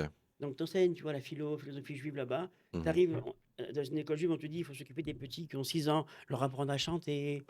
Ah ouais, Et moi, je viens, je fais, mais vous êtes des grands fous, en fait. Vous me faites venir d'Israël pour apprendre à chanter à des mômes. Mhm. Mais Et pourtant, c'est les besoins d'une communauté. mais oui, c'est ça que je te dis. Voilà. En fait, il y avait la grosse tête. Mhm. Tu vois, j'avais pas conscience, en Toi, fait. tu t'es dit, j'ai un doctorat en philosophie, je vais apprendre à chanter à des enfants de 6 ans. C'est ça un petit peu l'état d'esprit que tu avais? Ouais, ça veut dire que. Mais il n'y a pas de honte, ça veut dire, évidemment, on se met à ta place. Dans ma On tête, se dit, après tout cet investissement à Bar-Ilan, c'est ça. Dans ma tête, C'est ça ma vie je pouvais actuelle. amener une valeur ajoutée au niveau de la pensée, au niveau des questions, au niveau du questionnement. Tu vois. En fait, t'étais pas dans un environnement où tu pouvais développer ton plein potentiel. Non, mais simplement, je n'étais pas adapté. Tu comprends. Ouais. J'imagine que j'ai aidé des gens, mais c'est-à-dire que pour moi, c'était la fonction rabbinique à l'époque, pas ma m'était team, apparue comme on comme dit étant, En hébreu. une fonction uniquement d'enseignant. Or, la fonction rabbinique, l'enseignement, il est essentiel, mais il n'est pas, C'est pas- le seul. Ouais, c'est pas. Ouais. C'est vraiment, il y a d'autres Mm. choses. Or, moi, j'avais pas cette conscience, donc rapidement, je me suis dit, bon, Bruxelles, c'est sympa, une fois, mais après, on va pas rester. Vous êtes retourné en Israël. Alors, ouais, Vous êtes allé où? On est parti habiter à Neuf Ayalon, Ok. un chou très sympathique aussi. Vous Et avez après repris un quelques années, travail voilà, d'enseignant. voilà, pareil. Et après quelques années, on est reparti à Nice. Cette fois-ci, Ah, vous avez retenté. Voilà. Rabbi Renbaum Ok. nous a dit, essayez quand même deux. Et donc, on a Vous trouvé. êtes resté 1 an. Et on est resté 2 ans. Ah. Mais là, c'était clair. On Ok. est resté 2 Ouais, il ans à fallait. Nice. Et donc, voilà, c'était très sympa aussi à Nice. Une très belle communauté. Dans quelle synagogue tu étais? On était à la rue Marceau. Je m'occupais du mercade des jeunes. Ok. Donc, c'était la communauté des jeunes. Ok. C'était très sympa. Et pareil, communauté des jeunes, très axée sur Israël, bien sûr. Et voilà. Et puis après, en revenant en Israël, eh ben, on s'est dit, au fond, et si on tentait autre chose? À force de bougeoter comme ça, là. Parce qu'on a été au Yishuv, après on était dans un Moshav, après on était en ville, après on était dans un autre Yishuv, et après Bruxelles et Nice. Qu'est-ce qu'ils disaient vos amis de vous, vos familles? Ils vous arrivaient à vous suivre votre état Certains pensaient d'esprit, qu'on votre était mode vraiment de... des instables. Ouais. Je crois qu'en fait, même nous, on s'est posé la question que très tard, en fait. Est-ce qu'on est instable? Mais dites-moi, docteur, est-ce que vous êtes instable? Mais en fait, c'était peut-être un désir de vivre une vie intense, de découvrir des expériences et puis, Moi, c'est comme ça que je le romantise après coup. ouais. Mes enfants me diront peut-être pas la même chose. Voyez-vous, tu as grandi, ben, 1 an là, 2 ans là, 3 ans là, c'est pas le top. Mais voilà. Tu De comme toute ça. façon, c'est la vie. C'est comme ça que ça s'est passé. Donc après Ça aurait Nice, pu vous se faire autrement. revenez en Israël. Voilà. Et donc là, on décide d'aller au kibbutz. OK. Et donc, on décide, voilà, on avait un lien avec un Donc une kibbutz vraie déjà. vie de kibbutz. Une vraie vie de kibbutz. Voilà, kibbutz d'Eliaou, dans la vallée de Beth Shean. Tu partages tout. Ton C'est salaire, voilà, ta maison, voilà, ton exactement. pain. Voilà, si tu veux, c'est la vie du kibbutz, quoi. La vie du kibbutz collectif avec le Hadar Ochel. Et surtout, c'était la découverte aussi pour moi, d'abord d'une autre façon de concevoir le monde juif, parce Mmh. qu'il y avait de la pensée dans ce kibbutz. Et puis même la vie au quotidien. C'est un kibbutz religieux? Oui, bien sûr, kibbutz religieux. Et puis la vie au quotidien, c'est-à-dire que moi, je n'allais pas être prof de philo là-bas. Il Tu allais être quoi? n'y avait pas grand besoin de prof de philo au Ouais, kibbutz, parce qu'on ne te demande pas ce que tu sais dire, on te demande ce que tu sais faire, avec tes en quoi mains. tu vas pouvoir. Voilà. Et donc, en fait, en arrivant là-bas, tout de suite, je me suis dit, je vais travailler à l'étable. OK. À l'étable, avec les bâches. On la traite des bâches, tout ce qu'il faut. Et donc, je me rappelle encore, je sais pas si tu as déjà fait la traite des vaches, mais en fait, Non. ça se fait pas à la main, hein, je fais comme ça, mais c'est pas Ah comme oui. ça que ça marche, d'accord? Là, et bon, il y a des machines à poser, et je me rappelle qu'après 2-3 semaines comme ça, je suis parti à l'infirmerie et je leur dis: «Écoutez, j'ai un peu mal au doigt. De ce que j'ai lu sur internet, ça peut être un signe précurseur d'un AVC». Alors ils me disent: «Non, mais est-ce que tu as travaillé avec tes mains déjà?» Comme ça, «Mais pas trop». «Bah, c'est tout». Tu Tu pas vois? l'habitude. J'avais pas et en vérité, donc j'ai découvert, d'abord, donc on travaille dans dans les tables, après en chakelaout, c'est-à-dire En en agriculture. agriculture vraiment. Donc j'ai passé mon permis tracteur, partir tous les matins comme ça sur le tracteur, dans les champs, très tôt après la tefila, très tôt dans les champs, il gèle, Waouh, où il fait très chaud. incroyable. Et là, c'est autre Une chose, vraie hein. expérience de vie. Ah ouais. Après, c'était le travail dans les vignes, Mmh. magnifique, incroyable, travail dans les vignes. Et, et puis après, le kibbutz m'a demandé est-ce que j'étais d'accord de reprendre l'ulpan. Il y avait un ulpan d'hébreu, OK. Asdé Eliaou, très connu, légendaire. Est-ce que j'étais d'accord de reprendre Donc de retourner à l'enseignement de voilà. Mais l'hébreu. j'ai toujours gardé, d'abord, on garde toujours au kibbutz, soit les gardes pour les traites de vaches, parce qu'on traite les vaches sans arrêt, hein, matin, midi et soir. Et un travail également avec les vignes. J'aime beaucoup le travail. Au moins un jour, 2 jours par semaine, j'étais aux vignes Mmh. pendant des années. Et donc. Et puis voilà, et puis après, peu à peu, je suis reparti donc directeur d'Ulpan. Donc là, j'ai commencé à créer des nouveaux programmes, à faire venir des Et gens de ton très. épouse, elle faisait quoi pendant cette période? Alors, ma épouse, elle était dans plusieurs choses également en kibbutz. Elle a travaillé d'abord dans une entreprise qui s'appelait Biobi, donc tout ce qui est pesticides naturels, donc agriculture biologique. Donc elle était là-bas. Après, elle a travaillé avec les enfants, donc l'éducation du kibbutz, qui est une éducation bien spéciale, hein. C'est vraiment les principes d'éducation du kibbutz, ce fameux bataillé Ladim. Et voilà quoi, pareil, toujours plein d'expériences, mille et une choses. Quand j'y pense, j'ai faim d'avance.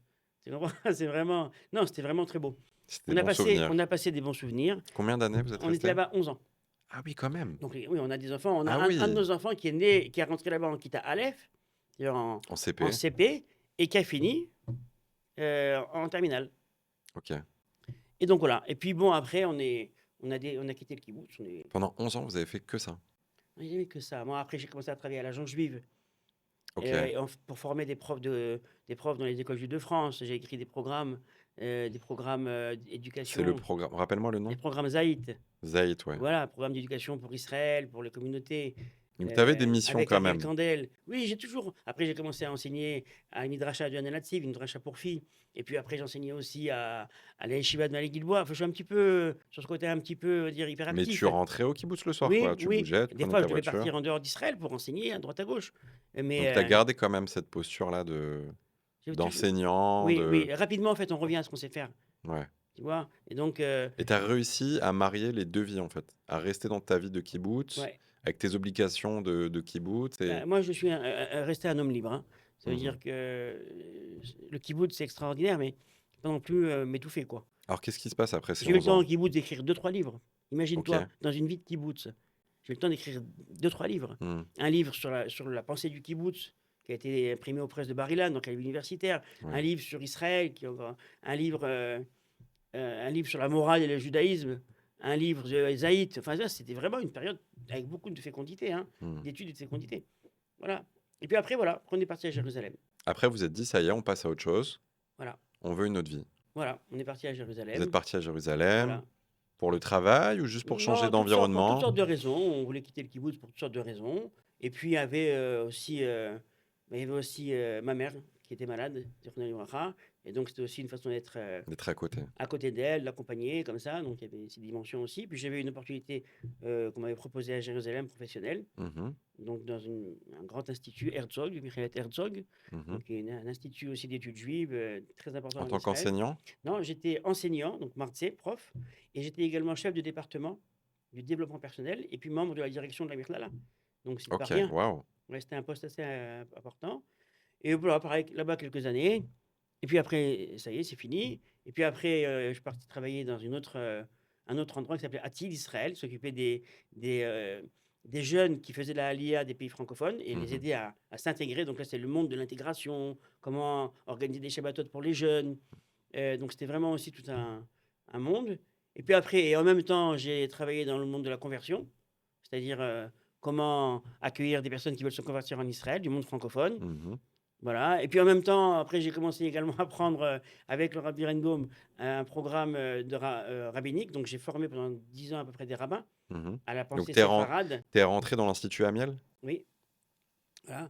Et donc je formais en fait des rabbins séfarades, des gens qui étaient déjà rabbins, diplôme rabbinique, mais on leur enseignait les fondements de la vie séfarade, de la conscience séfarade, de la halakha séfarade. Mmh. En fait, c'est un mode opératoire qui, moi, pendant 10 ans, en fait, ça m'a beaucoup, plus que d'enseigner, j'ai appris évidemment. Mmh. D'accord, il y a une phrase dans le Talmud comme ça, Mi talmidai yoter mikulam. J'ai beaucoup appris de mes maîtres, j'ai beaucoup appris de mes élèves de Beaucoup plus. plus, ouais. Et en fait, c'est vrai, C'est ça le vrai enrichissement, en pour fait. moi, en vérité, c'est vraiment la période, si tu veux, qui vraiment a forgé en moi cette conscience rabbinique que j'avais pas. C'est-à-dire, qu'est-ce que tu appelles, la conscience Ben, rabbinique? que l'importance et la noblesse et la centralité d'un rabbin, mais ce que je veux dire, normal, d'accord, dans la vie juive. C'est-à-dire, il faut amener une voix de Torah, mais il faut également être ouvert sur le monde, il faut réfléchir à les grandes questions avec la Il faut être communauté, pédagogue aussi, il il faut faut être être pédagogue, il faut psychologue, il faut être accompagner. thérapeute, faut Voilà. Donc c'est vraiment ça. mmh, Parce que tu sais, quand tu enseignes, quand tu encadres des rabbins, en fait, il faut se renseigner aussi. Il faut lire, il faut apprendre, il faut écouter, avec des voyages aussi. Donc c'est vraiment à ce moment-là qu'en fait, pour moi, c'est forger plus la vocation rabbinique que je pense que j'avais pas, franchement. mmh. Tu vois, moi, j'avais pas envie d'entrer dans le monde rabbinique, j'étais tranquille. Oui, j'avais des fois des personnes qui me demandaient de les marier, alors je les mariais. En Israël, des gens qui voulaient, j'ai ma cousine qui voulait se marier, par exemple, au safari avec des girafes derrière. On m'a dit, C'est je vrai sais pas cette s'il y a un histoire? rabbin qui pourra. Ouais, C'est pas vrai. je te promets. Allez, je sais pas si j'ai un rabbin qui va me marier avec des girafes derrière, quoi, au safari. Moi, je trouve que c'est une superbe idée. Donc, ça a été fait, c'était sympa, dans les règles de la halakha, évidemment. D'accord. Donc, et c'était vachement sympa. Et en fait, peu à peu, il y a comme ça des gens qui venaient me voir. Est-ce que tu peux nous marier? Est-ce que tu peux nous accompagner? Est-ce que tu peux après. En Voilà, fait, donc, c'est malgré toi, les gens sont venus vers toi. voilà, Ils ont exactement. ressenti chez toi quelque chose que toi, tu avais pas compris en toi, Voilà, peut-être? exactement. Et puis, tu sais, on évolue dans Mmh. la vie. Il y a un peu plus de maturité, peut-être un peu. Voilà, quoi. Et donc, en arrivant, voilà. Puis après, c'était un peu tout azimut, cette vie-là. Et puis les enfants qui grandissent, et les Mmh. enfants qui font des études, et les enfants qui vont à l'armée. Tu vois, donc tout ça, là, je te raconte un côté très personnel, très d'études, mais en fait, tout ça, ça vient dans un cadre, tu vois, beaucoup plus vaste. Ouais. On a une famille qui grandit, on a des C'est tout un dilemmes. patchwork, en fait, de Eh oui, situations qui t'ont amené à eh ça. oui, bien sûr. Et en fait, comment on apprend énormément également en couple, on Mmh. apprend énormément avec les enfants. Et puis les enfants, comme disait un ami à nous d'Israël, nos enfants sont nos caricatures. Donc, euh, donc voilà. Tu vois, donc chaque enfant a son âme, a sa prédisposition mentale, a ses problèmes aussi. Mmh. Il faut gérer des questions des fois difficiles et avec un peu de tact. Et puis voilà quoi, des fois on fait des choses bien, des fois on fait des erreurs. Moi, ce que je trouve, excellent dans ton parcours, c'est que, tu as connu différents mondes, tu as vécu différentes expériences avec différents types de personnes. On se doute bien que, de vivre des moments avec des grands rabbinim, de yeshiva très importantes, et en même temps de vivre une vie un petit peu plus simple dans le monde de l'agriculture, en fait, ça t'a permis aussi de malgré toi, de te préparer à différents types de personnalités, types de personnes, ce qui est nécessaire, en fait, quand on est rabbin. c'est qu'on ne doit pas s'occuper d'un seul type de personne, mais on doit s'occuper de toute une communauté en fonction Ouais. des âges, en fonction des sensibilités, en fonction du regard qu'on peut avoir envers la Torah et envers le Ouais. monde juif. Et je vais te dire aussi quelque chose qui peut peut-être choquer, mais moi, en tant que rabbin, j'ai aucune prétention à ramener les gens à la teshuva. Quand je parle à quelqu'un, je veux que cet échange soit honnête, sincère. Je suis pas en train d'essayer de te convaincre par un stratagème comme ci ou comme ça. Mon frère, il faut que tu fasses teshuva. Tu vois? Non, moi je pense que la Torah, elle est extraordinaire, que le monde juif, il est incroyable, et que mon rôle, c'est en fait de te faire connaître ça. Mhm. Et après, soit tu le décides par un effet de volonté personnelle, ou soit par une sorte de magie comme ça qui se crée, j'ai envie d'en savoir plus. Et puis chacun fait son petit parcours, tu vois. Et donc, Mhm. c'est Moi, aussi je vois ça cette... comme de l'humilité. C'est-à-dire, c'est l'humilité de dire, mais je suis qui, moi, pour faire teshuva aux gens. En fait, je vais pas les toucher du doigt, ils vont avoir une illumination. Et Et puis puis, c'est chacun le a, côté enseignant et pédagogue aussi. et puis chacun a sa vie. On ne sait pas, nous, ce qui se passe derrière une façade. Tu comprends? Chacun a sa vie, ses émotions, son passé, Mhm. ses non-dits par rapport à la religion, par rapport à la croyance. C'est beaucoup de choses, tout ça. Donc toi, Ouais. tu viens comme ça, comme un papillon, et tu crois que tu vas dire une phrase magique. Peut-être que des fois, d'aider des gens à faire la teshuva, tu leur fais du mal. Tu vois ce que je veux dire? Peut-être que c'est pas le moment. Peut-être que tu leur proposes un produit, en fait, qui va pas leur convenir. Oui, ça va les brusquer et Ça en va les fait, ça brusquer, va les ça va peut-être éloigner créer des problèmes de parce qu'on ne connaît couple. pas leur état Eh psychologique, leur oui. état de Et oui, couple. Et c'est ouais. ça. Et puis chacun est un monde. Tu Ouais. vois, chaque personne est un univers. Mhm. Donc on ne peut pas venir et le percevoir comme par la lucarne ou par le prisme uniquement de la Torah, de la Teshuvah, tu vois, et Mhm. d'imaginer que c'est toi qui vas en fait sauver, amener une rédemption Ouais. à cette personne par la Torah. C'est- Ça, c'est vraiment de l'orgueil. Tu vois, et de ne pas voir les personnes dans ce que eux sont vraiment et aussi dans ce que eux peuvent apporter, dans le fond. Par leurs différences. Ouais. Ouais, c'est vraiment ça. J'aime beaucoup cette réflexion que tu as eue. Euh, ok, bah écoute, on a parlé de pas mal de choses. Si tu veux, si tu me le permets, j'aimerais bien qu'on termine ce podcast avec le chapitre actuel de ta vie, c'est-à-dire rabbin, grand rabbin de la communauté de Genève. Euh, Est-ce que tu veux nous en parler? Comment t'es arrivé à ça? Comment ça s'est fait? Écoute, c'est le bon Dieu qui nous a fait une drôle de surprise. Je suis très sérieux. Et je peux expliquer comment, au niveau procédural, on est arrivé là. Mais au niveau de vraiment de prendre ce poste et de venir ici à Genève pour prendre ce poste, euh, beaucoup de choses me restent encore un petit peu obscures. C'est-à-dire, pourquoi vraiment, je peux imaginer pourquoi est-ce qu'on m'a choisi moi. euh, mais disons que dans le macro des choses, métaphysique des choses, c'est pas encore clair pour moi. Mais ce que je peux dire en tout cas, c'est que c'est pour moi en fait un rôle, une fonction qui met en œuvre un peu toutes les compétences que j'ai acquises pendant de nombreuses années. Référence à Tekken, le film, tu connais Tekken, Ouais. voilà, tu vois, Quel rapport avec Tekken? C'est le type qui veut sauver sa fille? et qui dit au téléphone, j'ai acquis de nombreuses compétences au cours d'une longue carrière, tu vois, Comment t'arrives à faire un lien entre ce film et ton d'accord. poste de rabbin? Et là, le gars qui lui répond, bonne chance.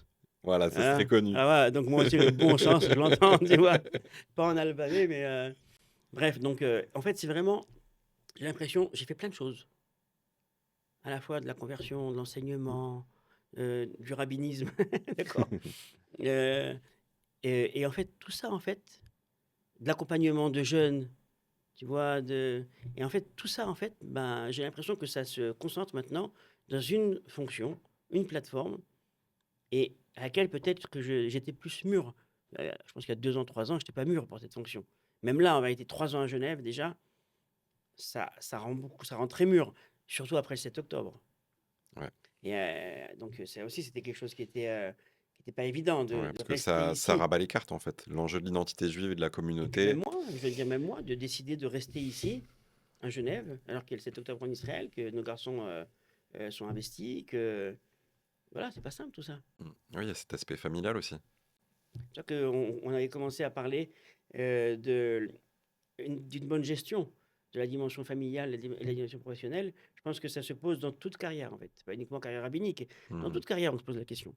Mais c'est une question qu'on doit toujours on va dire, poser et remettre sur la table pour savoir si on n'est pas dans une certaine, dans un manque d'équilibre. Mmh. Donc, et voilà, et donc j'aime beaucoup cette communauté, c'est vrai, je dois le dire. Une communauté variée, des gens chaleureux. euh, il y a une demande voilà, de présence, d'études. Et honnêtement, et maintenant, se faire le coup de l'humilité mal placée, et honnêtement, eh bien, j'ai vraiment l'impression qu'il y a un très bon feeling qui passe. Et que ce que moi j'envisage comme étant le rabbin, c'est-à-dire pas le bonhomme en haut du peuple qui regarde le monde avec un petit peu de, tu vois, de Pas le condescendance. sachant Voilà, envers le peuple, ouais. exactement, mais vraiment comme faisant partie du peuple, quoi. Mmh. Comme faisant partie du peuple, comme étant intégré à la communauté, être vraiment proche, des fois copain, des fois même distant, mais dans l'écoute, tu Au vois. même niveau, mais un rôle Voilà. différent. En fait, moi, je pense que le rabbin peut se tromper. Le rabbin n'a pas la toute science. Le rabbin devrait être quelqu'un d'exemplaire, mais c'est pas toujours comme ça. Et je Mmh. pense que même que ce message qui a été véhiculé des siècles et dans certaines cultures comme étant le modèle du rabbin, c'est en fait l'homme idéal, je pense que ça fait du mal. Ouais. Tu vois, je pense que ça fait du mal en Mais c'est fait. aussi pareil dans le monde de l'entreprise. Aujourd'hui, le manager, le directeur, il est au même niveau, c'est juste qu'il a un poste différent. On dit plus le directeur et les employés, on dit on est tous collaborateurs. Voilà, exactement. C'est une Donc hiérarchie horizontale, voilà, pas une c'est ça. hiérarchie verticale. Mmh.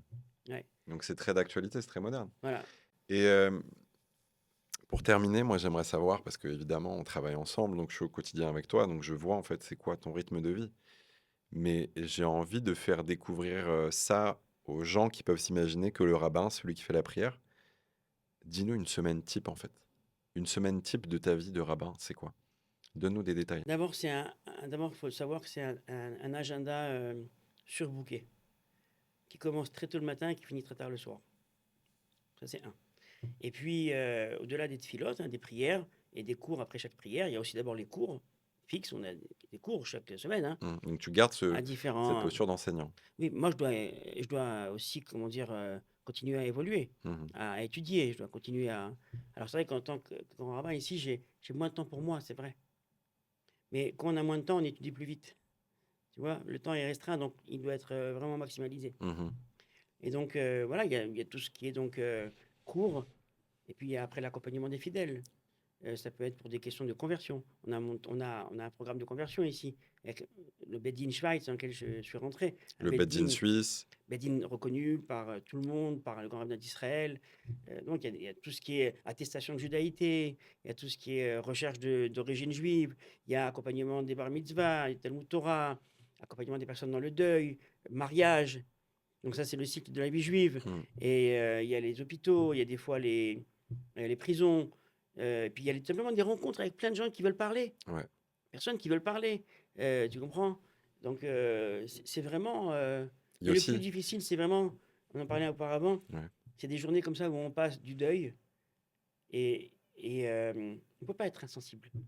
Quand il se passe une catastrophe dans la ville, on ne peut pas être insensible. D'accord? Ça touche au cœur, quoi. Donc on est à un deuil et après on court à une bar mitzvah, on retombe dans le deuil et puis ensuite il y a un rendez-vous pour un mariage. Et, euh, et comment dire, c'est pas une façade.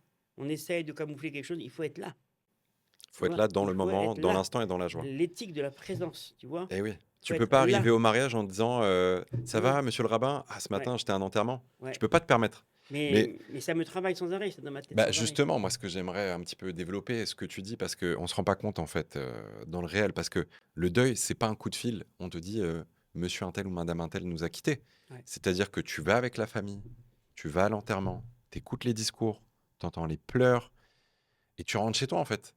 Et tu te prépares pour une bar mitzvah. Ouais. Comment tu gères ces émotions? Est-ce que tu as un thérapeute? Comment est-ce que tu te décharges? Est-ce que tu vas voir le prêtre au bout de la rue pour faire la confession? Non, D'abord, mais tu as vraiment, raison. comment tu gères? D'abord, Comment on tu as devient pas raison. fou? Ouais, d'abord, tu as raison il faut évacuer. Alors, soit les choses restent en superficialité, mais c'est pas trop mon cas. Ça veut dire que je prends les choses à cœur. Ça veut pas dire que je suis démonté. Des fois, oui, des fois, il y a des situations qui m'effondrent. Hein, je le dis franchement, il y a des situations tragiques qui m'effondrent. Mais voilà, il faut continuer. Mais comment tu fais? Tu vas dans ton bureau, tu pleures, tu te caches, comment tu Des gères? fois, oui, des fois je pleure. Mmh. Voilà. Euh, moi, j'aime beaucoup la musique, j'aime chanter. Et voilà, quoi. J'aime la musique. La musique, pour moi, c'est vraiment une échappatoire, je veux dire. D'accord, il suffit que je chante, je joue un peu de l'instrument. Voilà, Et ça repart. pas que ça repart, mais en tout cas, ça me console. Mmh. Voilà, tu sais quoi? Je pense que on a besoin de consolation, de façon générale. L'être humain a besoin d'être consolé. Et en fait, on a également besoin, nous, d'être Pour consolés. éviter la solitude. Ouais, on a besoin d'être consolés. Mmh. Tu Et veux un puis, il y a câlin? aussi des grandes questions. Est-ce que tu veux un câlin? Non, et puis aussi on reçoit des grandes questions. On parlait cette semaine, suite à un deuil tragique qu'il y a eu dans la communauté, on a décidé d'étudier un des petits livres du Rav Jonathan Sacks, Mmh. Les 10 voies vers Dieu. Très très sympathique comme livre, très agréable. Et on parlait justement de la Emouna. Et le Rav Sacks définit, pas le premier qui le fait, mais il le fait bien, parce qu'il avait un beau verbe, le Rav Mmh. Sacks, et définit la Emouna non pas comme la certitude. C'est-à-dire que le contraire de la Emouna, c'est pas le safek, c'est pas le doute. Et c'est la force à vivre avec des incertitudes. Ça te rend pas invulnérable. Tu comprends? Ça te Mmh. rend pas, C'est comment une forme de dire? résilience? Voilà, exactement. Et moi, je crois en fait que certaines fois, pour pouvoir survivre, c'est le titre d'un livre de Bettelheim, Survivre, où il décrit pas mal de choses qui est lié à des Le personnes. psychiatre, Bettelheim le Ouais. psychiatre. Et en fait, pour pouvoir survivre, alors, eh bien, il faut des fois poser les questions. Il ne faut pas avoir peur de poser des questions, des fois des questions, je dois dire, qui pourraient pour certains être perçues comme hérétiques. Mmh. Non, on n'a pas, on a le droit, on a l'obligation de poser des questions. On a une culture de questions. Mmh. Tu poses pas la question, tu te révoltes pas des fois, tu n'es pas dans ton rôle. Mmh. Alors, c'était pas le peine de le faire devant tout le monde à la synagogue, de poser des questions, se tourner vers Dieu et de dire eh, mon Dieu, Ouais. pourquoi? Mais d'un autre côté, ou mon Dieu, ou alors la nature, ou alors ce que tu veux. Mais moi, je crois que c'est essentiel en vérité. Tu vois, c'est essentiel de pouvoir comment dire, poser les interrogations qui sont partagées par tous, en fait. Mmh. Ben, de se les poser également personnellement. Et c'est une façon également, je dirais, d'évacuer. Et puis, il y a un moment, après, il faut savoir aussi poser les armes. Ça veut dire que, C'est-à-dire faire une coupure, ouais, se retrouver en famille, partir se couper balader le dans, téléphone. partir se balader dans la forêt, partir respirer, tu vois. Ouais, c'est essentiel. Ouais, ouais, je le fais pas assez, malheureusement, mais oui, c'est extraordinaire de faire ça. De se ressourcer, quoi. Mmh.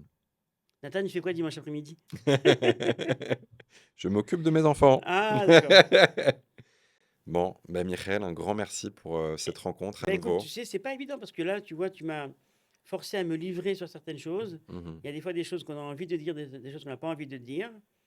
Et il y a toujours ce travail, justement, tu vois, de conserver jalousement la sphère du privé et de l'intime. Mmh. Et j'espère que j'ai pas dit des choses trop privées et d'avoir dit des choses qui pourraient également, euh, on va dire inspirer d'autres personnes. Ouais. Inspirer. Est-ce que tu veux terminer sur un autre mot ou c'est Eh ça ben, ton tu sais ton mot quoi? final? Non, eh ben, je vais maintenant terminer sur une parole, justement, puisque on est dans cette semaine là, où on étudie ce bouquin du Rav Sachs. Ce qui est intéressant, c'est que le Rav Sachs, à la fin de chaque petit chapitre, alors il formule une petite prière, en fait, qui exprime dans des mots simples l'aspiration qu'il vient de décrire. Par exemple, quand il parle de la prière, Maître du monde, aide-moi à trouver les mots justes pour exprimer mes sentiments, et pour parler aux personnes sur le ton, la tonalité adaptée. Quand il parle du chesed, aide-moi à voir chez l'autre plus d'arriver à voir ses besoins Mmh. et arriver à calquer mes capacités à répondre à ses besoins. Quand il parle de... Voilà, tu vois. Et donc, moi, je me dis, Ribono Shel Maître du monde, aide-nous à faire notre tâche d'une façon correcte, intelligente, sans se prendre la tête, sans avoir la grosse tête, en arrivant à aider chacun dans ce qu'il en a besoin, à arriver également à s'aider soi-même Mmh. et à arriver également à concilier tous ces mondes-là entre le monde de la famille, le monde des enfants, le monde du couple, le monde de la communauté, voilà, d'une façon organisée. C'est une petite fille-là que moi je fais pour moi. On la gardera, merci Voilà. beaucoup. Merci infiniment. À très Todarabah bientôt. Nathan. À bientôt. En plus d'un grand merci Rav Ben Admon, juste pour terminer, je vous invite, chers auditeurs, à commenter sur les plateformes, sur Instagram, Facebook, Spotify. Je ne sais pas si on peut commenter sur Spotify. Ce podcast va être distribué en version audio et vidéo en fonction de vos préférences et on vous dit à très vite. Voilà, à bientôt.